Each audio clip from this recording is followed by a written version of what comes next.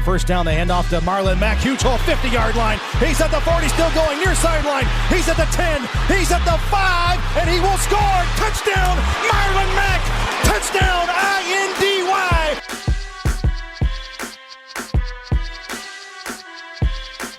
And again, it's picked off. It's Darius Leonard. Leonard with a second INT, and he's streaking down the near sideline. He's at the 40. He's at the 30. He's at the 20. He's going to go. A pick six for the Maniac. Kenny Moore gets to Deshaun Watson. That's a sack for Kenny Moore.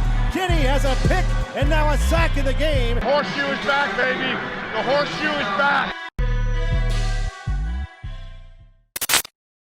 What's going on, Colts Nation? Welcome back to another episode of the Bring the Juice podcast. I am your host, Cody Felger. Joining me, friend of the show, special guest from StampyBlue.com, Mr. Zach Hicks. Zach, how are you doing, my friend? Pretty good, man. I know it's kind of crazy time right now with everything going on with COVID and all that, but for the time being, I'm doing pretty good right now. Are you staying safe out there, bud? Yeah, definitely am. Just working at Lowe's right now, just kind of an in-between job. Was kind of transitioning when this whole thing started, and so now that things are kind of opening up, at least here in Indiana, it's kind of been a little more helpful. But yeah, the good news through all this madness has been we've been able to crank out a lot more Colts content. Us on the podcasting platform, and more on the writing platform. And so overall, man, I've been pretty good through all this madness. But speaking of Colts content, wanted to talk about an article that you wrote that I really enjoyed reading a lot. And for those of you who don't know what I'm talking about, check out StampyBlue.com. Check out Zach's article, basically looking at the Colts running backs and how the Colts running backs were really, really good in the department of creating extra yardage. And so, Zach, I kind of wanted to talk about that first. You're talking about how the Colts have one of the best, running attacks in terms of creating extra yardage. Where do you think this comes from? Who do you think is, you have the players, you have the coaches. Who do you think is primarily responsible for this reasoning? Yeah, well, I think there's a lot of reasons, obviously. First off, the running back group they had last year, Marlon Mack hit 1,000 yards for the first time in his career. Naeem Hines, a very talented running back. Jonathan Williams and Jordan Wilkins are both very capable players as well. I think at the base of it, you have some talented running backs who are very capable of handling the ball here in the NFL. But I do think, when we're talking about creating yardage and manipulating blocks and stuff like that with this article, I think the one person you really have to look at is a guy like Tom Rathman, the running back coach. He's definitely one of the top running back coaches in the league. I've talked to Jonathan Williams a lot over the past year, especially about Rathman. And, Rathman's a hard-nosed, old-school type of coach, but he really, gets home a lot of the things that he wants his running backs to be good at. And when I was talking to Williams a couple times, he really, sold it to me that, manipulating blocks, pressing your blocks, selling where you're going and then going another way to create those extra yards is something that's Rathman's really big on. And maybe not for a guy like Jordan Wilkins or Jonathan Williams. We haven't seen that big improvement because those guys were really good at that in college as well. But I think a guy like Marlon Mack, you can really see that improvement. Marlon Mack in college was more of an athlete playing running back. That's at least the way I always described him when I watched him in college. He was an elite athlete. Lateral ability was always outstanding. He could break off big runs and he was just an elite athlete. But you didn't really see the nuance of a running back. You didn't see the patience, the vision. You didn't really see the ability to manipulate blocks and create extra yards. And now, going into, I think it's his fifth year here with the Colts, or I think it's his fourth year he's about to go into, we see more of a complete running back. We see a guy who, can manipulate blocks, who can create yardage, who sells where he's going, who doesn't always have to rely on just making guys miss in space to create yards. And I think, someone like Marlon Mack, obviously a lot of it is down to his work ethic, getting up to where he's at. I don't want to slight him in any way and say it's all the coaching, but I think Tom Rathman is the guy who's had a really big impact on a guy like Marlon Mack. And I think that's where we're seeing these type of plays from. Most of the clips in that article were from Marlon Mack because I think he is just so good in this area of his game now.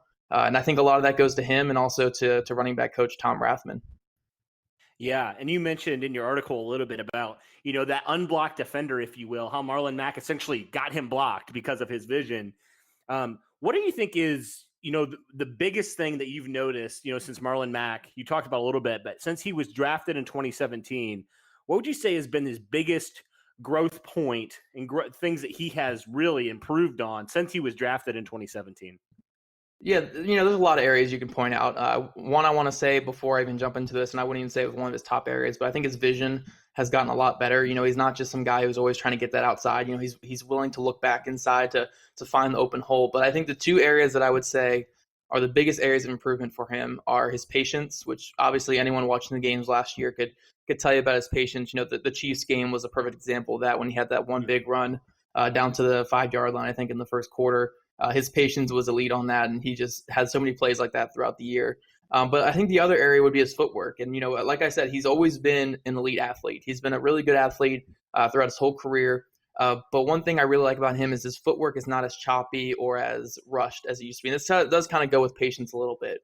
But his footwork is very more, you can tell there's thought process behind it. Every step is not reactionary. There's also steps that are predetermined before the play, like, okay, I'm going to sell right here so I can set up this outside, or I'm going to sell this way so I can set up this defender this certain way. A lot of his steps are, partially reactionary, like I just said there, but also just with the end goal in mind to create more yards. And I think that's just an underrated aspect of playing running back. And Marlon Mack has really developed in the area to where, his footwork isn't just, how he's kind of reacting to a play and kind of just going from there and trying to get forward. But it's a lot of manipulating what he wants to do, and he's playing the game more at his pace than the defense's pace. So I think all that is really what's accumulated to, a 1,000-yard rusher. And I think he only played 13 or 14 games last year. We got a 1,000-yard rusher. And he looked really good for whenever he played last season as well. So I think his improvement since his rookie year has been night and day. And, like I said earlier, he went from being an athlete playing running back to now just an athletic running back who's one of the better ones in the game. So his improvement's been great to see. I think Tom Rathman has had a big impact on that, but I don't want to slight his work ethic and everything he's done to get to this level. I mean, it's outstanding. He's a really good running back now in the NFL. Yeah, for sure. And another guy that I think is, underrated is a guy like Jordan Wilkins, who you talked about in your article as well. A guy that's kind of been overshadowed, especially now with the drafting of Jonathan Taylor. I'm curious for you, Zach. You publicly said how much you love Jordan Wilkins as a running back. What are some things that stand out that make you really love Wilkins' game? Yeah, so the biggest thing with Jordan Wilkins, especially when it came to an article like this and any article I've really written about him, is anyone who ever evaluated him in college, you kind of always knew what you got with him. You were never going to get a burner. You're never going to get an elite athlete. He's pretty good laterally, but, for the most part, you're not going to get an elite athlete. You're not going to get the strongest back, even the most, the best passing game back either. But the one thing you're always going to get with him is some of the best vision and patience and, just elusiveness in the hole. You're going to get that type of guy. It's not going to be a guy who's going to break off big runs, even though we've seen him break off a couple big runs. But for the most part, his game is going to be, consistent 5, 7, 10-yard runs. He's going to be a very consistent guy, which we've seen throughout his career. I think he averages 5.5 yards per carry in his Colts career. And that's through the last 2 seasons playing as kind of a reserve role. But yeah, the biggest thing that really stands out when you watch him is just that vision and that patience. There always seems to be a plan with him. He always knows where he's going to attack, and it feels like he always finds that open hole. He's rarely caught in traffic. He's rarely bottled up in the hole. He's always finding that open lane, and he's able to squeeze through and get some extra yards. So yeah, Jordan Wilkins is a guy who, I don't think he'll ever really be maybe a consistent starter for a team one day, but if he jumps to another team after this year, or maybe Marlon Mack leaves and he sticks around as the rotational guy, I think he's going to be a really good, rotational guy or fill in back whenever there's an injury for the rest of his career. I think he's a really good player, and he's an asset to whatever team he plays for. Yeah, absolutely. And you talking about Jonathan Taylor a little bit, how, Marlon Mack improved in all those areas, but you said Jonathan Taylor could also stand to use some improvement in those areas. What do you think? How do you think this kind of stuff that Marlon Mack and Tom Rathman has taught his running backs, how do you think that could help a guy like Jonathan Taylor? Yeah, so first off, talking about some areas where Taylor could improve, obviously the fumbling has always been a big thing. And from my conversations with Jonathan Williams, I mean, that is a one big no-go with Tom Rathman. I think the way that Williams described to me, so he'll get on your ass early about that and make sure that, it's something that is not going to be an issue going forward. So I'm very confident in Rathman's ability to get that out of Jonathan Taylor's head. But, in regards to the article and stuff like that, talking about manipulating blocks, being a little bit more patient, Taylor, I think, is starting from a better place than Marlon Mack did.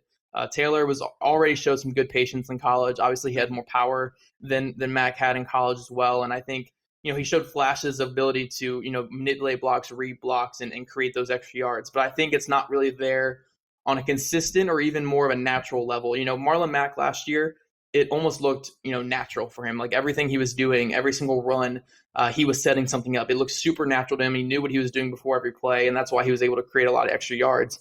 Where Taylor, it obviously comes in on some plays, but I think other plays it's not there, and he does kind of get bottled up into traffic. So I think with Taylor, he could stand to, improve a little bit, learn from, Marlon Mack, Jordan Wilkins, Tom Rathman. But I do think he's starting from a better place than Marlon Mack did. And there's a reason why. He was a second-round pick, and Mack was, I think, a fourth-round pick, and, Wilkins was a fifth-round pick. He has that elite speed, athleticism, power, along with showing those glimpses of patience and manipulating blocks. I just think he can go another level with it. And to be that great NFL running back like he was in college. He was a great college running back. So I really like the situation he landed. And, the one thing we haven't talked about throughout this whole podcast yet is the offensive line that they have in front there. And, the whole article is based on creating yards, helping your offensive line. But, the offensive line is obviously a big part of it to get you to that second level to where you can make plays like that. So I think when you combine all that with Taylor, his athleticism, his speed, his power, the glimpses that you've seen, plus the coaching he's going to get, and the great offensive line, I think it's going to be a really fun combination for the next couple of years.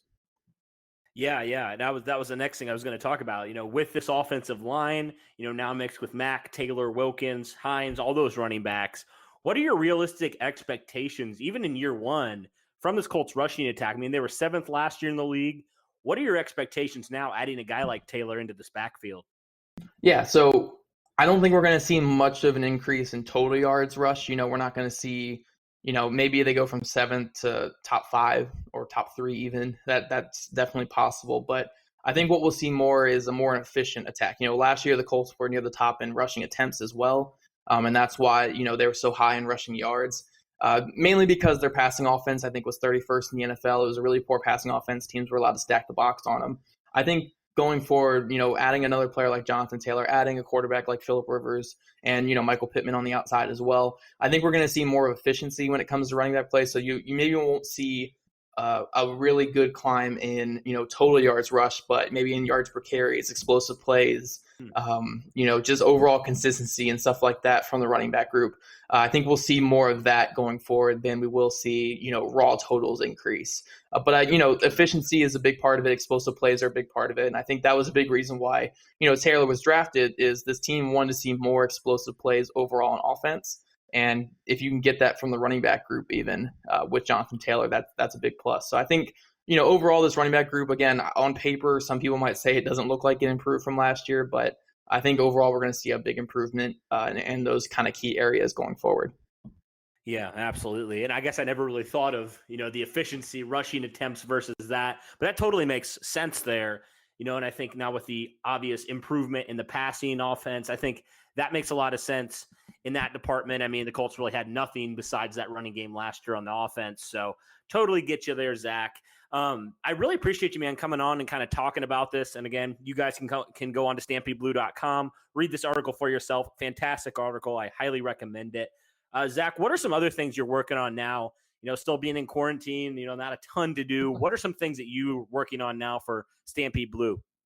Yeah, I mean, I'm working on a couple things right now. I'm still pumping out film session interviews with a couple of the Colts players. I've already talked to Ben Banigou and Kamoko Toure, Marcus Johnson, I think Matthew Adams, Cam Klein. Cam Klein was an undrafted free agent that signed with the Colts. And and Jonathan Williams, I talked to him already as well. So that's all on my YouTube channel, Zach Hicks on YouTube, or you can also, it's all on Stampede Blue as well, or also on my Twitter at Zach Hicks too. But, on top of that, I'm starting to work on some more, those kind of, they're film articles, but they're kind of schematic type articles, manipulating blocks. I did one where I charted all the sniffer tight end counts for Stampede Blue as well. If you want to check that out, if you're interested in a position called, the sniffer tight end.